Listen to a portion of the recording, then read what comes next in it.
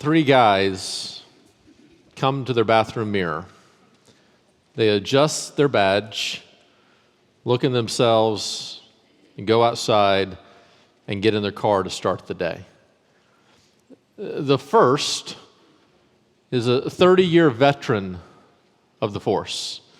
He understands the weight of the badge. He has a pretty good comprehension of what the day is going to entail. He understands what his task is to execute justice within the concept of the community, to truly be a peacekeeper and a peacemaker.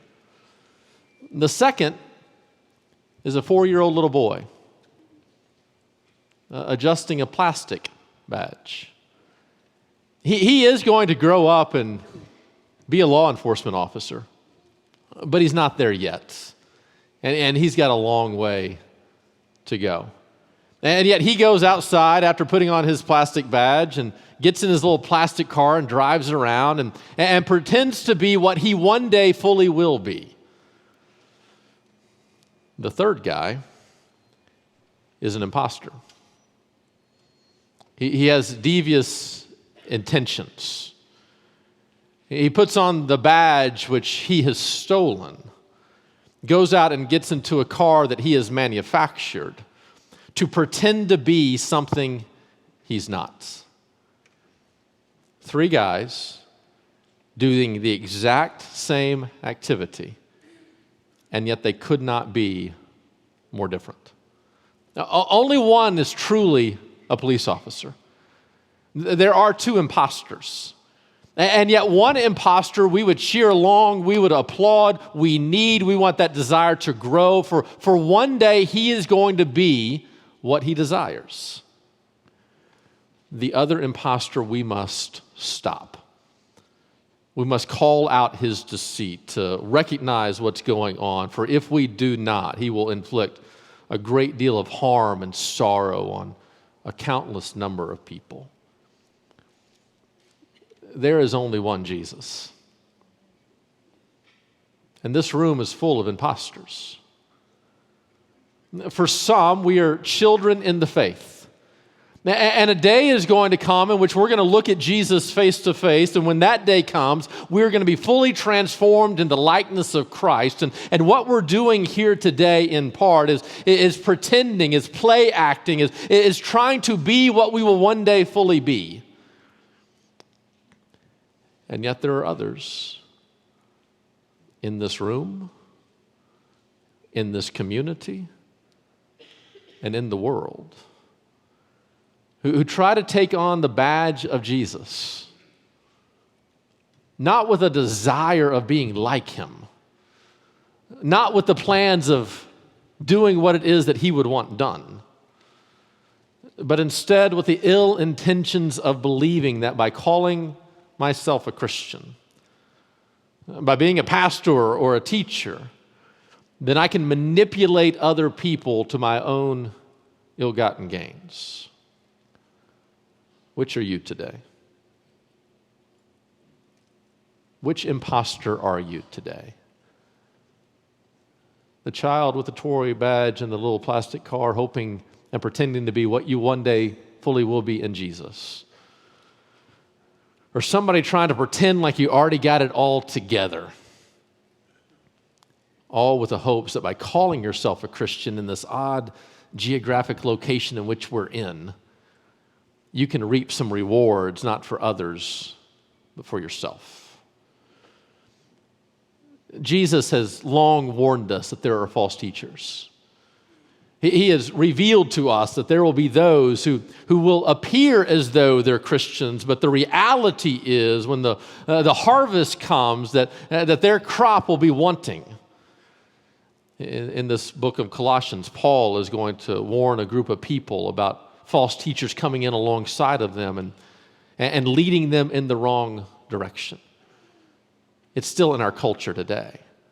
And yet Jesus revealed to us how it is that we can begin to pick out these false instructors, these false teachers. It's not by looking at their outward giftedness, for we can be fooled in that way. It's not by solely listening to their words, for they can say the right things. Instead, it is revealed by their fruits. by their inward character, a desire and an activity and an action of having a heart transformed in the likeness of Christ and actually following after his way. And that fruit can take on the form of humility, of peace, of a gentleness, a kindness. But the main fruit we are to look for is the fruit of love. But that's difficult in the society in which we live in. Because the love, as Jesus has defined it, as he has described it, is so radically different than what comes naturally to us in our concept of what love actually looks like. And a false prophet can actually speak into our false connotations of what love actually is. And in proclaiming a message of love-ish, we can be deceived into thinking that's from God, when in reality it's not. And so even as we're looking at the fruit and examining the fruit of ourselves and others, we don't just look for love. We want to make sure that we have the right kind of love, the right definition of love. And so last week we began this series, Love-ish, in which we said that love-ish is a force that expresses itself in a feeling. It's something that lands outside of us and comes upon us, then expresses itself within us as a feeling. But love, the way that God has defined it and revealed to us, is a choice that then reveals itself in an action. That whether we feel it or not in the moment, to truly love is to be willing to do what is in the best interest of somebody else and to make that decision that I'm going to love you and then express that in an action that is for their best. And so today, we're going to once again contrast love the way the world would define it, a love-ish, with the love the way Jesus would define it. And Jesus says that his love forgives. Whereas I would say a love-ish denies.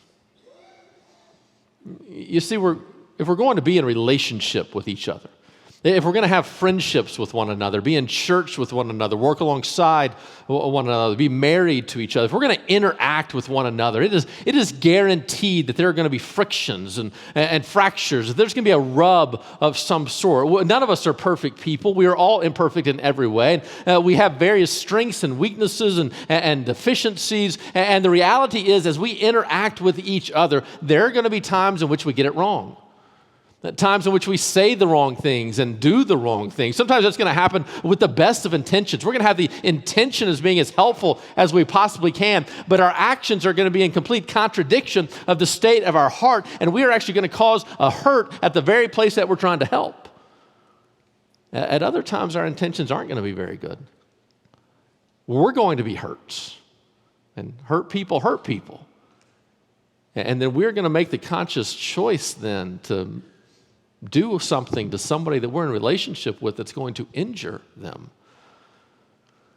And the world says, ignore it. Downplay it. It didn't matter that much. Deny it. Pretend as though it didn't happen. Or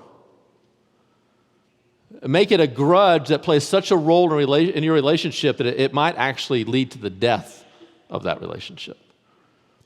Love-ish pretends as though harm really doesn't come our way and everything is okay. Love, the way God defines it, is willing to name the hurt and not only to seek forgiveness, but also to give forgiveness. We're going to see that in Colossians chapter 3 today. So Paul is writing to this church at Colossae, and he's trying to show them what it truly means to submit to the sovereignty of God, that God is over all things, and all things must submit ultimately to him. And in chapters 1 and 2, Paul is warning the people about some false teachers that are coming alongside of them, leading them astray. And having warned them about it in chapter 1 and 2, he gets into chapter 3, and he's now revealing to them how it is that they're supposed to live out their new life in Christ. That when your eyes are opened by God's grace and in faith you begin to follow after him, you become what Paul is going to say, a new creation. And that the old life has passed away and you're learning to live in the midst of this new life. And so he opens chapter 3 by saying, now that you are a follower of Christ, you need to put to death some things. You need to end them. Your association with these things should no longer have a lasting power and influence upon you. A sexual immorality, an anger, a malice kind of intent. There's a lot of things that you and I are in the process of giving up, of saying that is our old way of life. Those are our old idols, the old coping mechanisms of how we dealt with life. But now that God's grace has come upon us, we are in the process of putting those things to death. And it is a process. That's one of the great powers of Celebrate Recovery, one of the great powers of being in relationship with other people. We need a process by which we are putting to death our old mindsets, our old habits, the old way that we made decisions, that we related to one another. We are putting them to death. But notice, that is not the fullness of Christianity.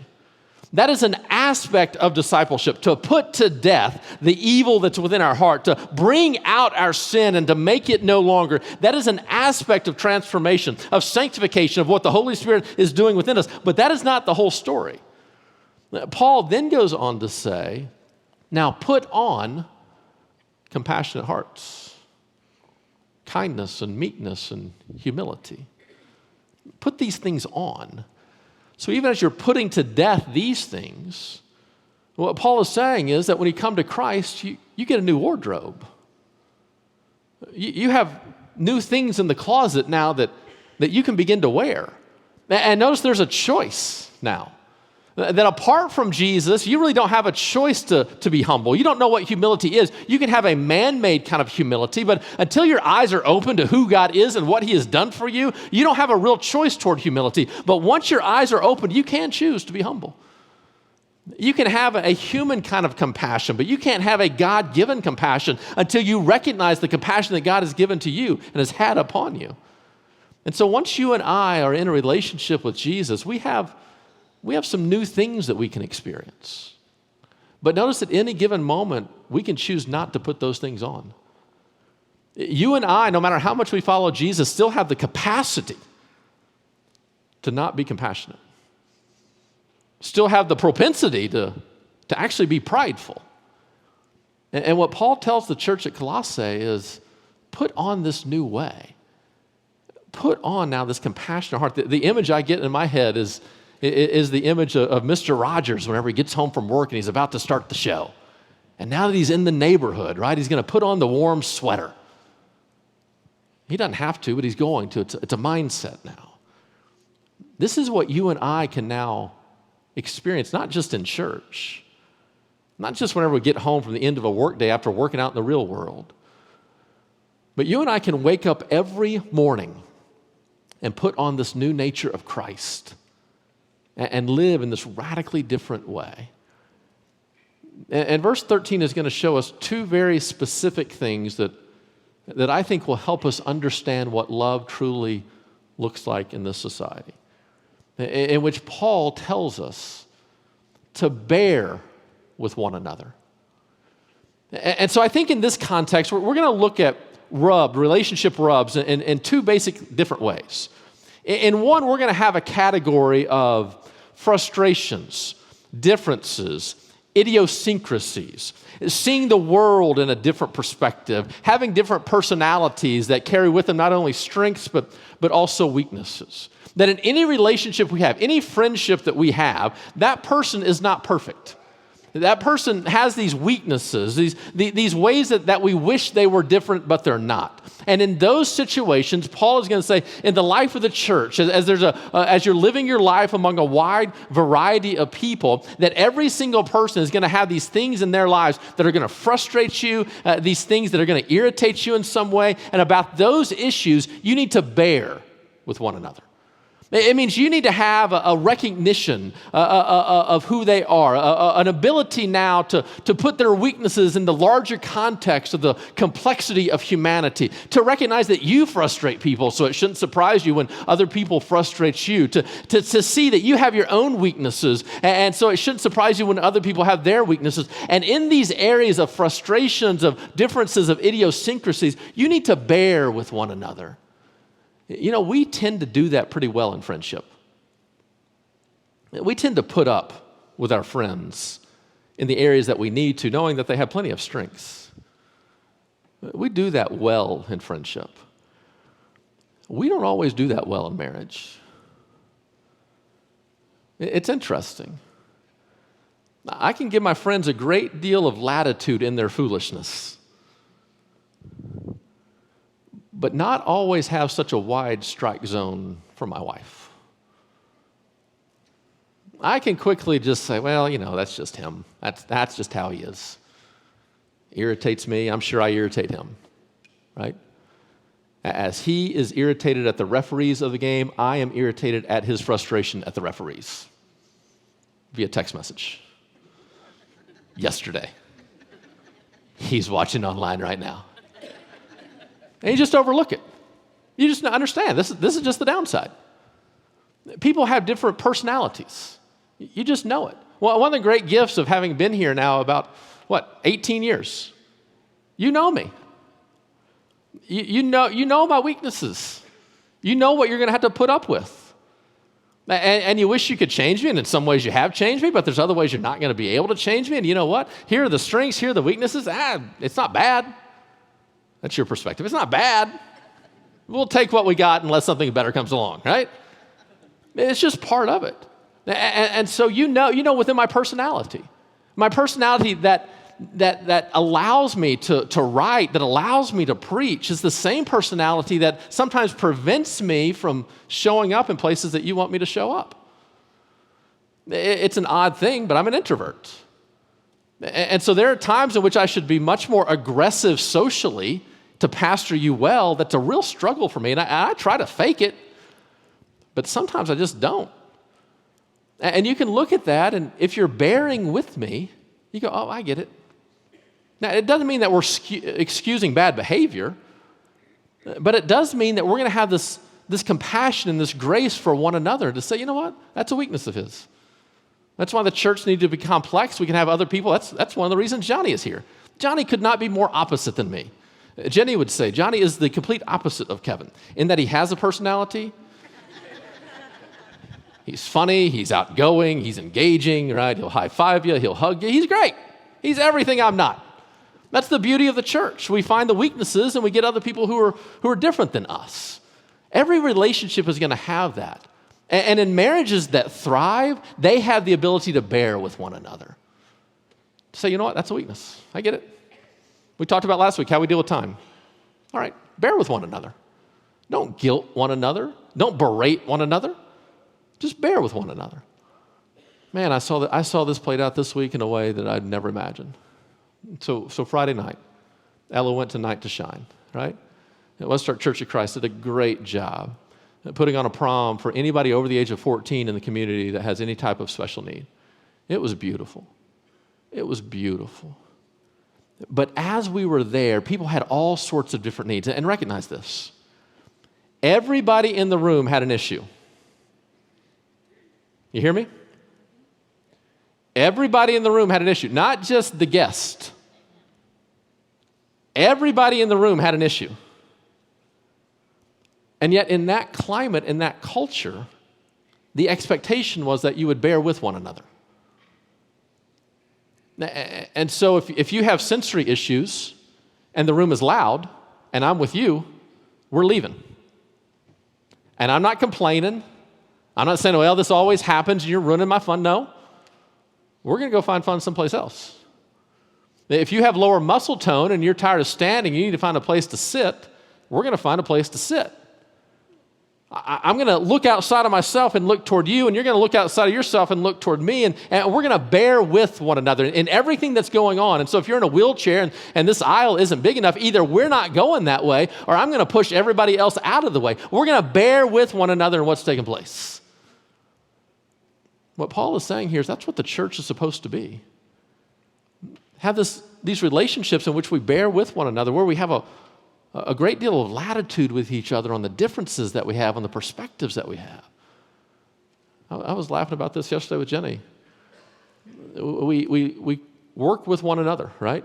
But we could not see the world more differently in some places. I mean, our values are the same, our personalities are much the same, but literally how we approach the world so often is radically different. And so my first perspective on any opportunity is no. Do you want to go? No. No. And so I'm an introvert, right? I want to be invited to everything but go nowhere. That's me. If you don't invite me, my feelings are hurt, but I don't want to actually show up. So Jenny's first thought on pretty much everything is go. You want to go out to eat? Go. You want to go on a trip? Go. She's more action-oriented. Well, the beauty of that is if we can appreciate the differences, there's a great gift within that. But we got to be careful with each other. And so if she's editing something of mine, she needs to know from the get-go, am I looking for encouragement or correction? Those are different things. I might hand her something and say, hey, what do you think about this? And in that moment, I just need encouragement. And if that's the case, then she's going to take what I've handed her and look for anything that is positive and jump on that and say, man, this is great right here. But if I need correction, if my desire for her is to make this as perfect as you can make it, then she needs to overlook all the strengths and find any mistake that is there and say, hey, you need to change this. But if I'm looking for encouragement and she gives correction, that's frustration. If I'm looking for correction and she gives encouragement, that's deceit. I have to know from the get-go. She has to know from the get-go, what is it that you want from me here? I can go either way. I can make you right or make you feel better either way. What do you need? And so we see the world from such radically different perspectives, and that is our greatest strength as long as we bear with one another. And yet the moment we stop bearing with one another, we will begin to judge one another, and the relationship breaks. This church is supposed to be a place of relationships where we bear with one another, with the frustrations, with the differences, with the different perspectives and desires and personalities, with the idiosyncrasies, the things that will frustrate us, the things that will irritate us. Let's have a wide latitude with one another, loving each other in the name of Jesus. And yet there are guaranteed times in which we're not going to frustrate each other. We're going to injure one another. When you live life with another person, when you live life with a group of people, it is guaranteed that we are going to cause injury to them. And in those moments, the world says lavish, just downplay it, just deny it, or explode it into this grudge that is going to forever prevent you from having a real relationship. But true love forgives. And what that means is we don't deny the situation. We name it. We admit that something hurt us. We admit that we did wrong. We seek forgiveness. We offer forgiveness. We don't deny it, but instead we bring it and put it on the spotlight table now of God's operating room and allow His grace to get to work in oftentimes very uncomfortable ways. And we begin to give forgiveness to each other. Forgiving one another. If somebody has a complaint, you forgive one another. As the Lord has forgiven you, so you ought to forgive one another. Not to just overlook it, not to just bear it and say, well, you know, a part of life is Him saying very hurtful things to me. I guess that's just the way it's going to be. And you have to go through your entire life just being hurt by this person. No. That whenever it is something that is injurious to us, we don't just bear it. We don't overlook it or downplay it or deny it. But we also do not allow it to be a lasting grudge in our life by avoiding the topic and just forever trying to say this is destroyed us. Instead, we go through this process of forgiveness where we admit what has taken place. We admit the hurt, we admit the fault, and then we offer to another a grace that can only be explained that God has given us that grace. This is what the church is supposed to be. In many ways, this kind of little test tube in which you and I are learning to live out the relationship ways of Jesus and then to take this into other places. And so we live these lives together with this diverse group of people, and we have a wide latitude and we're bearing with one another, but injury does come. There are times in which maybe you do something that hurts me, or you say something that hurts me, or you fail to be with me when I need you in that moment, or you press in too close when I want to push you away, and in some way there's a rub that's there. But in that moment, I don't just deny it or ignore it. I have the courage now and the safety and the context of these committed relationships of love to say, no, this hurts. And then you and I have to deal with it, to put that context and the situation of the whole for each of us to take responsibility for where we need to take responsibility, and then to lay it down at the feet of Jesus and to forgive each other because God has forgiven us. Where else can you learn that other than here? In a place where we are supposed to be committed to the ways of Jesus and recipients of the love of Christ. And then the ideal is that we learn that here, and as we learn that here, we begin to take it into our families, into our marriages, into our dating relationships, into our friendships with each other, into how we parent. So one of the great tasks of parenting is teaching our kids how not to deny or downplay a hurt, how to bear with one another and have a wide latitude with one another, but when injury actually occurs, to say, okay, here it is. This hurt. Now, how are we going to deal with it? How are we going to make amends about it? Who's going to take responsibility for it? And now, how can we make it right? And then as we're living that out in the church and in our marriages and our friendships and our families and our parenting, it can begin to spread out into workplaces and communities and online, and how we deal with all these issues. We are now modeling for the world a bearing of one another, but also a forgiving of one another. And yet, so often we don't do this. Instead, we drift into a kind of love-ish where we just pretend that what you just said didn't hurt me. Or we just pretend that what I just did didn't hurt you. And we either deny it or we make it into the ultimate grudge that there's nothing you can do about it, and we leave. And at the very moment that you and I have the opportunity to love one another, we tend to leave one another. And yet God calls us to forgive. I want to kind of show you what this looks like. Silas, come up here. Wake up, buddy. Come up here. Okay, so this is Silas, by the way. This is my son, 11. And so you're not allowed to speak, by the way. Okay, so Silas now is going to illustrate for us what this kind of forgiveness thing looks like. So you are able to speak right here, but only if you do it correctly. So here's what's going to happen. You're going to offend me. So you're going to be in the wrong. I'm going to be in the right. I love how this is working out. You're going to be in the wrong. I'm going to be in the right. So, like, what's one way you might, let's say, make fun of me? What's one you can make fun of me? You're balding. Okay.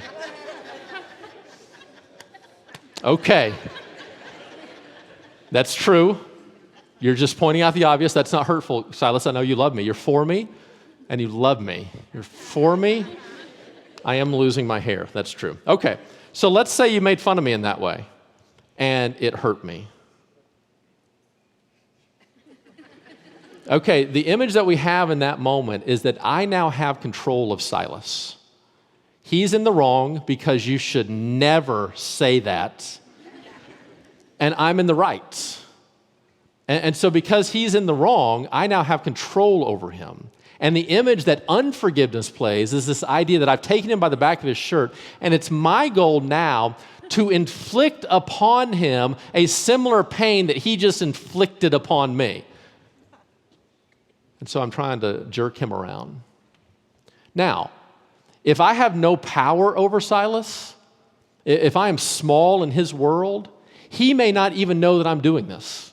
He may not even know that I'm carrying a grudge, but it is the center point of my life. The bigger the offense, the more I want to get back at him. And yet, if I do have great power over Silas, and I do have great power over you,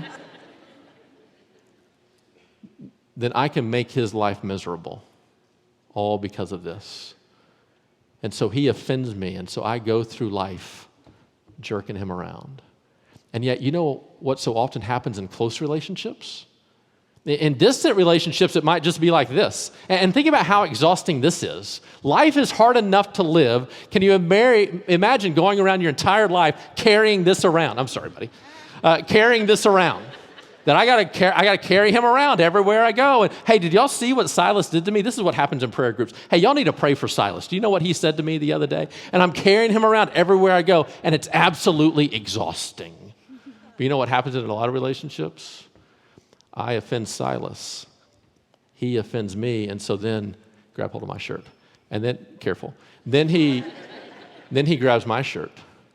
And I'm going through life trying to make his life miserable, and he's going through my life trying to make my life miserable. And this is a lot of marriages that I see. And you know what the text says here? Because of what God has done for you, let go. Just let go. It doesn't mean in this moment that you then have to return to the exact relationship you had earlier. As a matter of fact, it might mean that you don't have a relationship anymore. It might mean that you're out of the will. You're not even paying attention up here.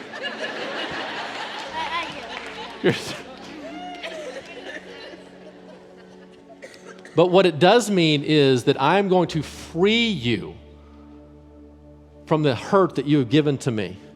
And I am now going to work through that.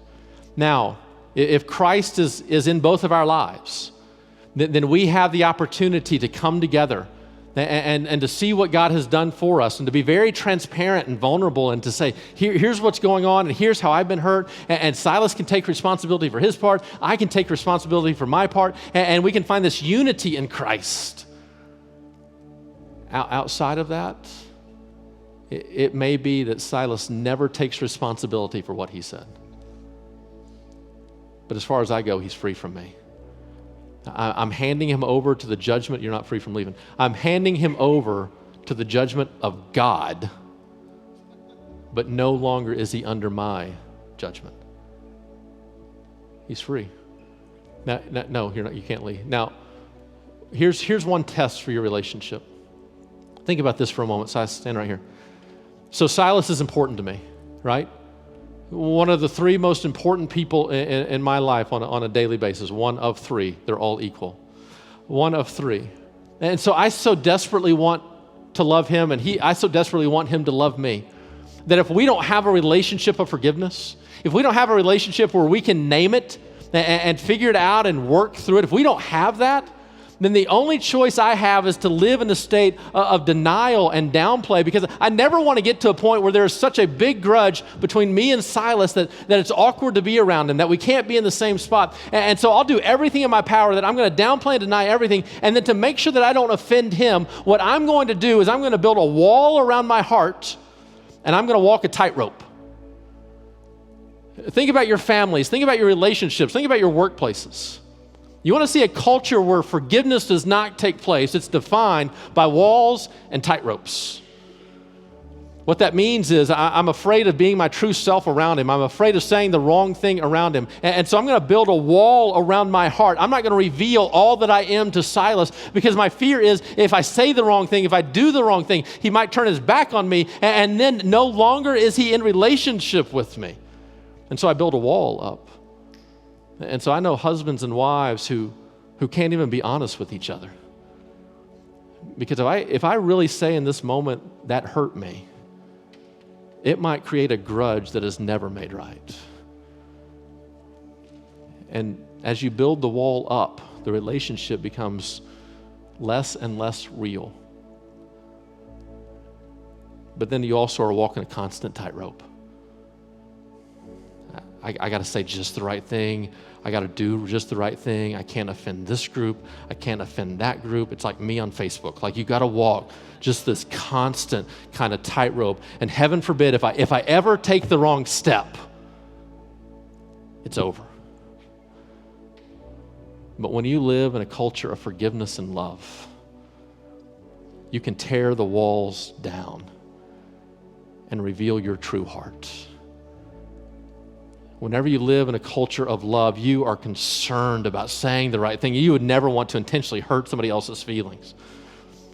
But you have the safety net of love underneath that tightrope, and you can walk boldly because if you fall off, you know they're going to love you and you're going to love them. Thanks, buddy. You can step down. I wonder today, what does this church look like for you? What does your marriage look like? What do your close friendships look like? What does your school look like? Is it a place of walls and tightropes?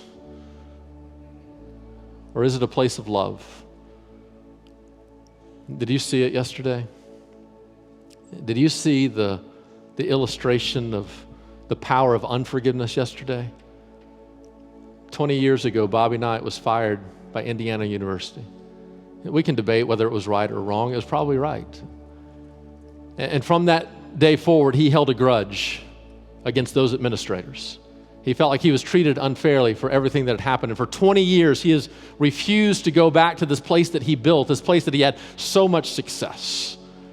And yet, despite that, and not only did that separate him from the administrators of Indiana, it separated from his place. All the fans didn't have a chance to celebrate it. Everything he should have experienced over these last 2 decades of being kind of this coach emeritus, this authority figure. All his old players were in this odd position of, if I love Indiana, am I disrespecting Coach Knight? And yesterday, he walked out on that court. The fans cheered and the players came back. Here's what's striking to me. The administrators for which he held a grudge hadn't been there for 20 years themselves. What a waste.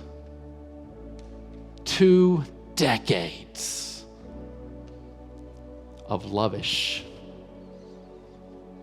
What a waste.